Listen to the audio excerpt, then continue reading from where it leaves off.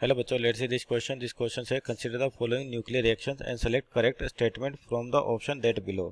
Reaction 1 दे रखी है आपको और रिएक्शन 2 दे रखी है, तो बताना है कौन सा ऑप्शन सही है। पहला ऑप्शन है free neutron is unstable therefore reaction 1 is possible. दूसरा free proton is stable therefore reaction 2 is not possible. तीसरा inside the nucleus both decay in reaction 1 reaction 2 are possible. चौथा दे रखा है inside nucleus reaction 1 is not possible but reaction 2 is possible. तो पहले तो की कॉन्सेप्ट की बात करें, यहाँ पर आपका जो की कॉन्सेप्ट होगा, मेन की कॉन्सेप्ट की बात करें तो ये होगा आपके पास स्टेबिलिटी, या सिंपल कहते तो न्यूक्लियर रिएक्शंस कहते हैं आपके पास न्यूक्लियस रिएक्शन।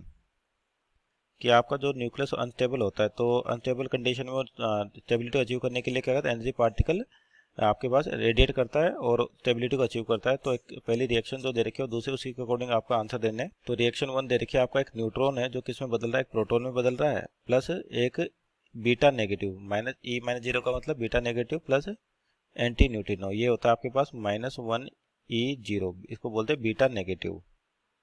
और ये तो होगी पहली रिएक्शन। दूसरी रिएक्शन दे रखी है आपके प्रोटॉन जो है वो किस में बदला है, न्यूट्रॉन में, प्लस एक बीटा पॉजिटिव जिसको E प्लस लिखा हुआ है और न्यूट्रिनो।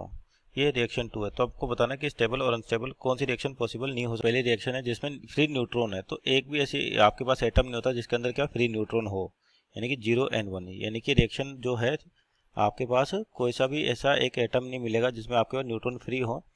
तो यानी कि फ्री न्यूट्रॉन है वो क्या होंगे, अनस्टेबल होंगे आपके पास। क्या होंगे, अनस्टेबल। अनस्टेबल इसका मतलब ये डिके करेंगे आपके पास, तो यानी कि रिएक्शन 1 आपका सही है। तो इनमें option number A is our right. Reaction 2 देखें, आपके पास प्रोटॉन की बात हो रही थी, तो ऐसे एटम है जिसमें आपके पास प्रोटॉन मिल सकता है अपने को, जैसे H पॉजिटिव।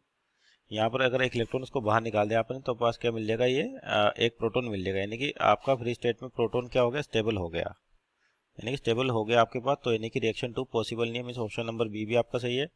तीसरा inside and nucleus both decay reaction 1 and reaction 2 are possible, तो ये तो आपका सही है। सही तीसरी जो दे रखी स्टेटमेंट, क्योंकि न्यूक्लियस के अंदर क्या होता है आपके पास, न्यूक्लियस की बात करें तो न्यूक्लियस अनस्टेबल होता है, तो एनर्जी पार्टिकल रिलीज करता है वो अल्फा पार्टिकल भी कर सकता है, बीटा पार्टिकल भी कर सकता है, बीटा पॉजिटिव बीटा नेगेटिव दोनों रेडिएशन, गामा रेडिएशन भी एमिट कर सकता है। तो बोथ डीके न्यूक्लियस के अंदर, और न्यूक्लियस के अंदर आपके पास ये डीके पॉसिबल है। तो मीन्स ऑप्शन नंबर सी आपका सही है। और चौथा देखा inside a nucleus reaction 1 is not possible but reaction 2 is possible, तो गलत हो गया, क्योंकि न्यूक्लियस के अंदर आपके पास न्यूक्लियस स्टेबिलिटी को अचीव करने के लिए क्या होता है, प्रोटॉन न्यूट्रॉन में बदलते रहते हैं और न्यूट्रॉन प्रोटॉन में बदलते रहते हैं, और उसी कन्वर्जन की वजह से आपके पास न्यूक्लियर फोर्सेज जनरेट होते हैं। Means option number A B C are our right answer.